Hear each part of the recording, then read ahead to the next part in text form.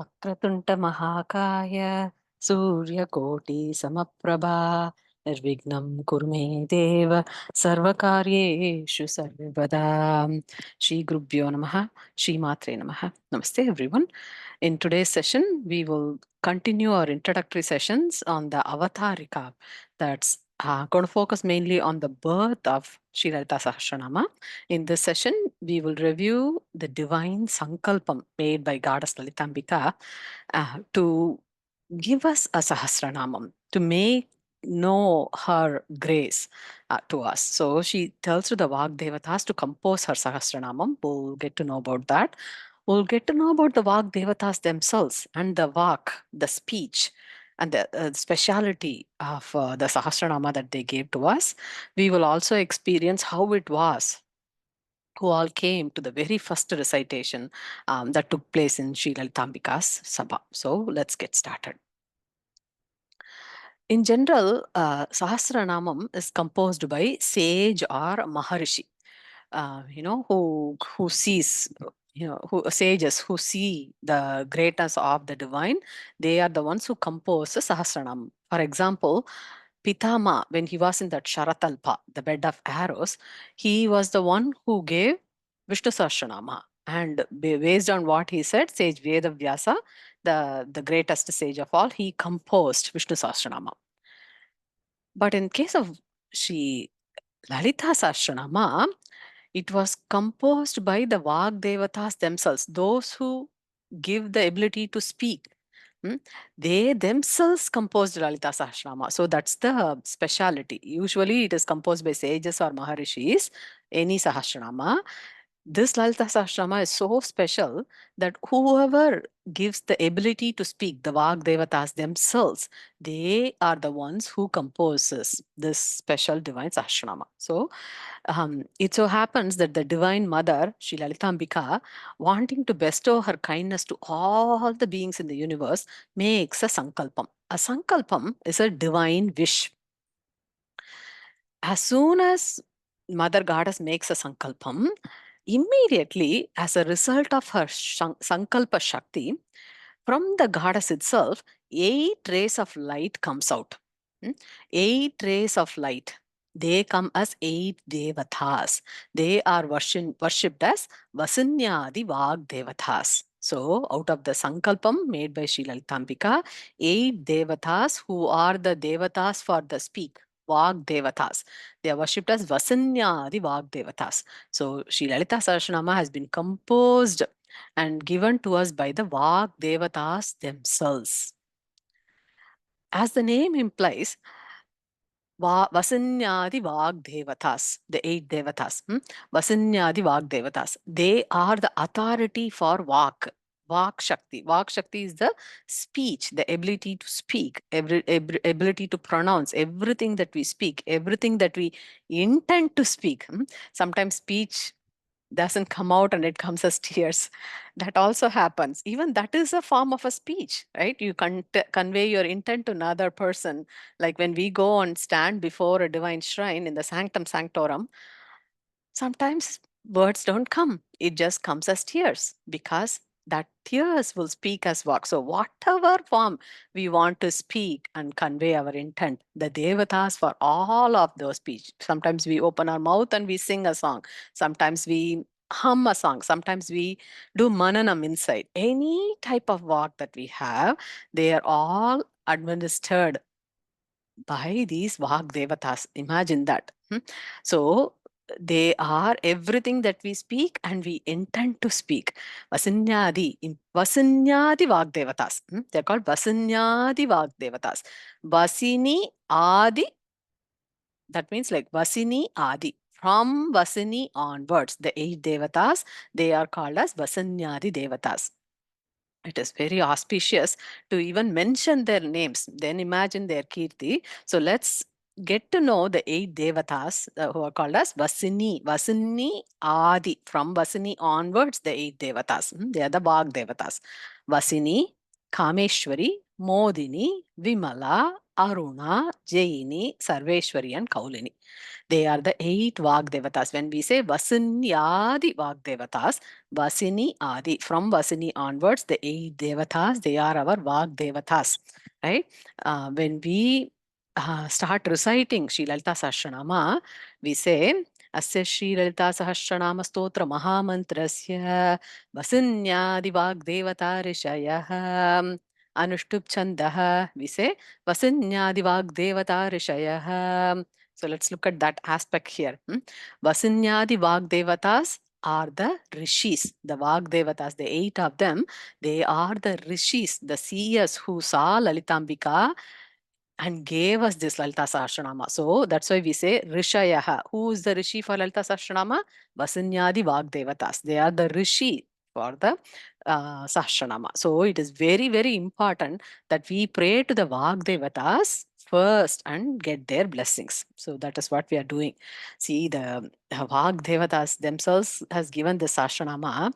It so happens later, Lalitambika herself chooses a very special Sri Vidya Upasaka to write the Bhashyam for Lalita Sahasranama. His name is Sri Bhaskara Raya. We saw that in the first introduction, right? So Sri Bhaskara Raya, who was chosen by Ambal to write the Bhashyam for Sri Lalita Sahasranama, says, if this Sahasranama has been composed by the Devatas of speech themselves, how can I ever interpret or write a bhashyam? So he says, how can I write a bhashyam for a grantham, for a sahasranamam that has been given by the Vagdevatas themselves? So that is the task that we have. Imagine if Bhaskara Rayar, who was tasked with writing the bhashyam by Ambal herself, by Lalitambika herself, says, oh, how can I ever interpret or write a bhashyam for Lalita Sahasranama? Where are we all, right? So that's the greatness of this grantham. So Vasinyadi Vagdevatas. The Vagdevatas, they have a very speciality. See, they are not someone who's somewhere very far away. See, we talking about all these devatas. Are they somewhere so far away? No, they are not very far away. They are not anywhere, somewhere like far in a far off place. In fact, they are in us, they are within us. They are the very reason that we are able to speak, because they are the Adi Devatas for Vak, right? The speech. So there is very beautiful description of how a walk becomes something that we speak. It goes through 4 major stages, says our Shastras.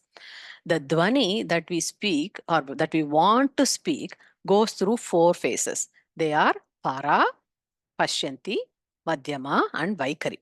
4 stages. The Para stage is an inaudible stage to humans. See, there are certain sounds that are audible frequencies for human being. We can hear in certain frequencies of sound. We can hear the Dwani. We can hear.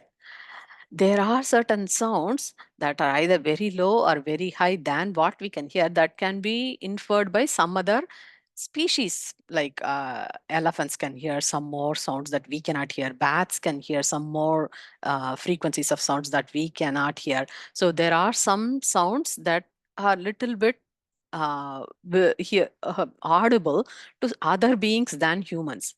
And then there are sounds that are either too low or sounds that are too high. Those are called as the para on either side of the spectrum. Inaudible to humans, inaudible to anyone, you should say. They are inaudible to anybody. That is the para vak. That's the first stage in which a vak comes. Okay, something you think that's deep inside that nobody can hear. And then, so you can think of that para vak as the Shabda Brahmam. It's there, but it's not easily audible to the beings. Now that Shabda Brahmam becomes Pashyanti. Think of it like a seed beginning to sprout. If you see the small white thing that comes out of a seed, how it will be? Like that, Pashyanti. Pashyanti is to see, right? Pashyanti, to see. So you can see something coming out. That paravak inside us is beginning to take shape. That's why the sprout like form is called Pashyanti. And then it grows a little bit above, and then it becomes Madhyama. Madhyama is like, after the sprout, imagine the first two leaves appearing, the small leaves like Madhyama, it comes out like this.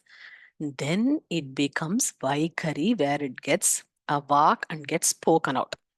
That's how the Vak Devatas are within us. The sound in this form gets beaten. So the sound in our mouth here, right here in this part, it gets beaten and grinded through the teeth, passed through the lips before it becomes Vaikari Vak. Vaikari Vak is the one that is audible and heard to others. For example, sometimes we press the sound through the lips when we say ma, ma, like when a cow says ma, moo, the lips are come together, ma, right? Sometimes it's beaten by the tongue. Try saying da, da, da, daddy, like in da. We use the tongue and beat that sound to bring out the pronunciation. That comes from this part of the mouth. That Vaikari sound is the sound that is produced because of the Vikara means the change of beating up the sound in the mouth, and then based on our intent, it comes as letters, it comes as words, it comes as sentences. See, our Vak is hence such a sacred aspect of this Shakti of Vasinyadi Vak Devatas. So we have to remember everything that we speak must be very sacred and good. That's the intent of it. See, it goes through these 4 stages. Vasinyadi Vak Devatas are within ourselves as Para, Pashyanti, Madhyama, and Vaikari. 4 stages in which their vak comes out of us, right? So very, very special. So that's the first aspect of it. Vasinyadi Vagdevata as Rishaya, Rishis, they help us utter this Sahasranama, every aksharam, every nama that we say, every shloka that we say, it's all coming from their blessings. So that's why we have to first get their blessings. So then let's see the next aspect of it. In the starting again we say Asya Sri Lalita Sahasranama Stotra Maha Mantrasya. Maha Mantram. So what is the Lalita Sahasranamam here mentioned as Maha Mantram? The stotram itself, the entire Sahasranamam itself is Maha Mantram and not just 1,000 namas. That's the main thing that we need to understand. What that means is that they may appear as namas, but each and every nama has a mantra hidden inside, and hence it is considered to be very powerful. That's why it is called Maha Mantrasya. Okay, so the 1,000 namas of Sri Lalitambika are a mala, a garland of mantras. So the 1,000 namas are not just namas, but they are a divine garland of mantra mala. So that's what we need to understand. For example, the very first shloka, it says, Shri Mata, Shri Maharagni, Shrimat Simhasaneshwari, Chitagni Kunta Samputa, Devakarya Samudyata. In this, the very first nama, Shri Mata.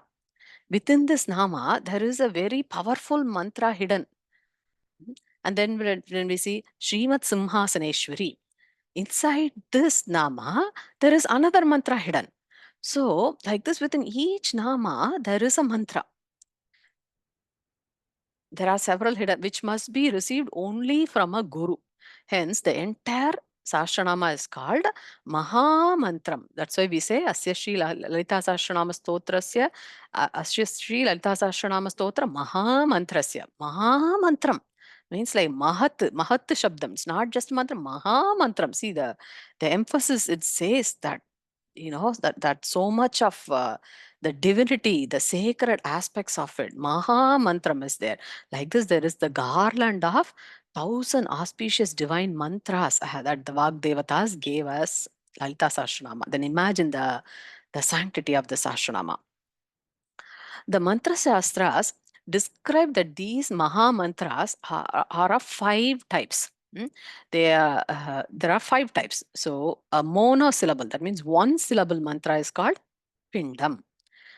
A 2 syllable mantra is called Kartari. 3 to 9 syllable mantras are called Bija.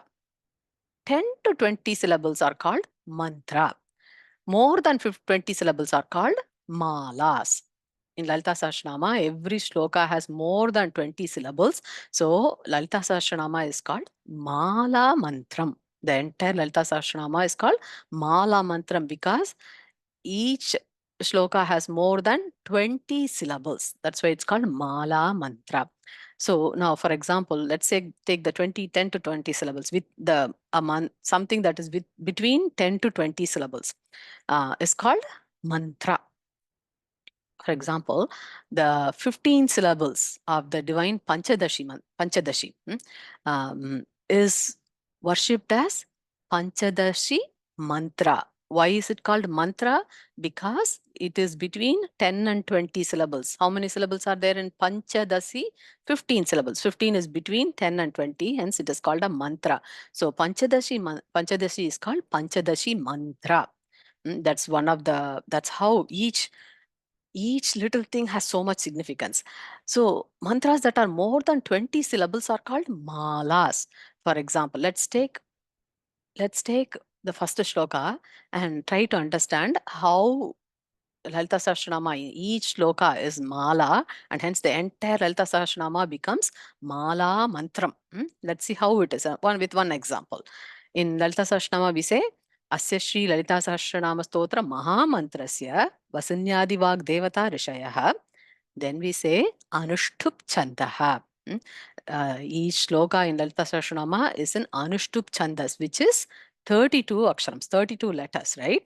So the 32 letters are written as 8 letters in one row. So there are 4 rows. 8 times 4 is 32. So each shloka has 32 letters, which is more than 20 letters.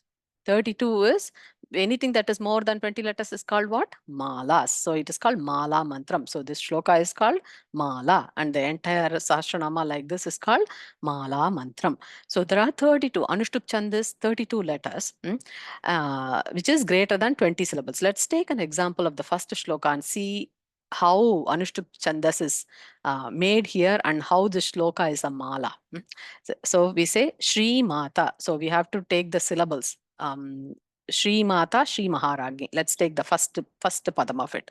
So we have to we have to see if it fits into the Anushtup Chandas. So Anushtup Chandas is 32, but we say 8, 16, 24, 32. Like that, we have to make it 8, 8. Okay. So we are going to take Shri Mata and Shri Maharagni. Shri Mata, Shri Maharagni. So 8. Shri Mat Simha Saneshwari. Srimat Simhasaneshwari. So that's another 8. 8 plus 8, 16 so far. Chitagni Kunta Samputa. Chit Agni Kunda Samputa. That's another 8. 24. Deva Karya Samudyata. Deva Karya Samudyata. So how many aksharams, how many letters are there total? 32 letters. If it is more than 20 syllables, what do we call them as? Malas. Hence, this is a mala. If we have to take the entire Sahasranama as a mala after mala after mala, it becomes a mala mantram. So, very, very beautiful.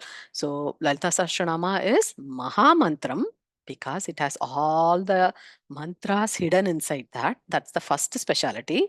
Second thing is, it's called Mala Mantram because it has, each shloka has more than 20 syllables. And since it is Anushtup, it has 32 and hence it's definitely Mala Mantram. So this is the Sahasranama that has been composed by Vasinyadi Devatas. Next, we have to see who all came to hear this divine recitation. So Devatas composed the Sahasranama. Now it has to be made known to all the universe. That was the Sankalpam that Lalitambika made. I want everybody in this universe to know about the Mata herself. She herself made a Sankalpam that she wanted to make herself known, right? So everybody is wanting to hear this divine recitation that Devatas have put together on Ambal's Agnya. So to hear the first recitation of Sri Lalita Sahasranama, let's see who all came. Crores of Brahmas along with Brahmanis. Brahma along with their consorts, Brahmanis. Brahma Ana, Brahmanis.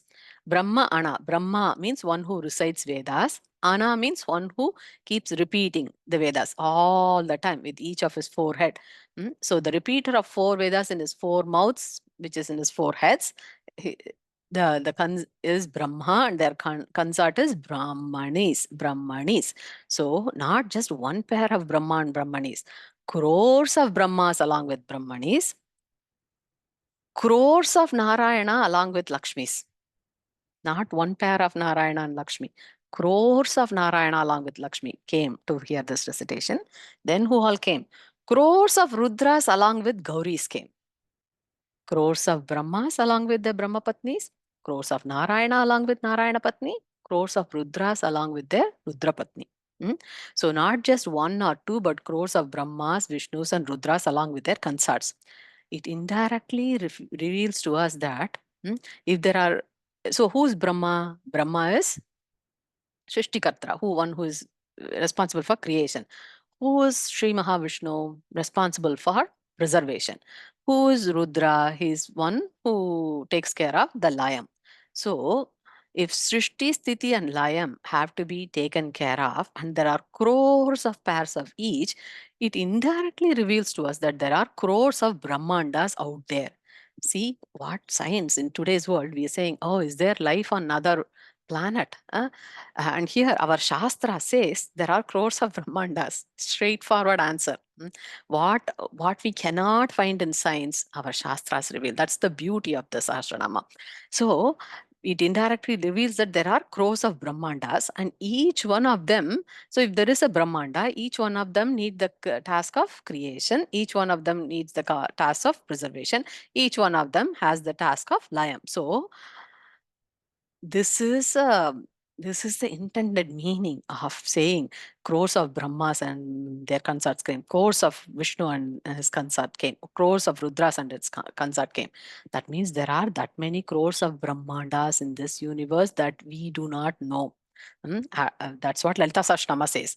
And this also tells us one very, very important fact that Lalitambika is the ruler of all the Brahmandas. That's why everybody is coming. All the crores of Brahmas, Narayana and Rudras are coming to her Sabha.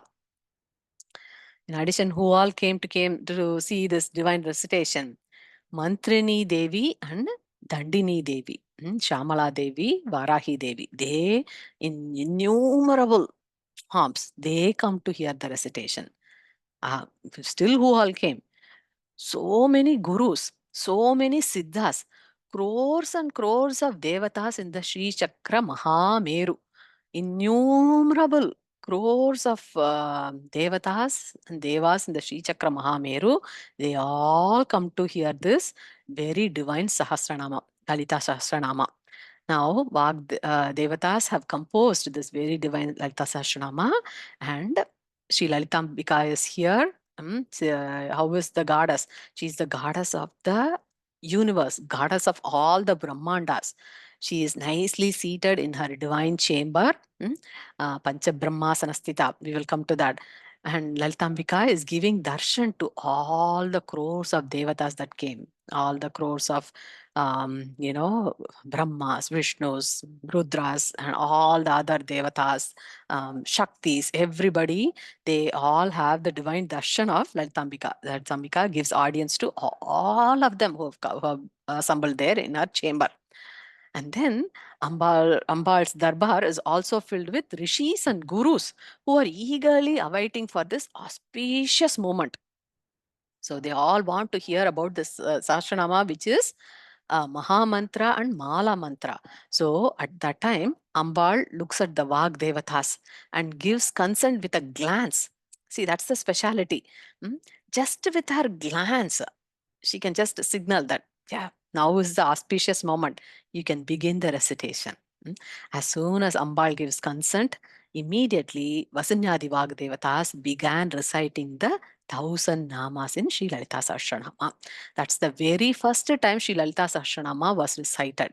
Who recited it? Vagdevatas themselves. In the presence of whom? In the presence of the Divine Mother, Sri Lalitambika herself. And who were all present? All the crores of devatas from all the Brahmandas were all present. In the midst of everybody, the Vag Devatas do the very first recitation of Sri Lalitha Sahasranamam. Hearing this Mala mantra, hearing this Maha Mantra, Goddess Lalitambika is extremely happy. Right? That's the very special part of it.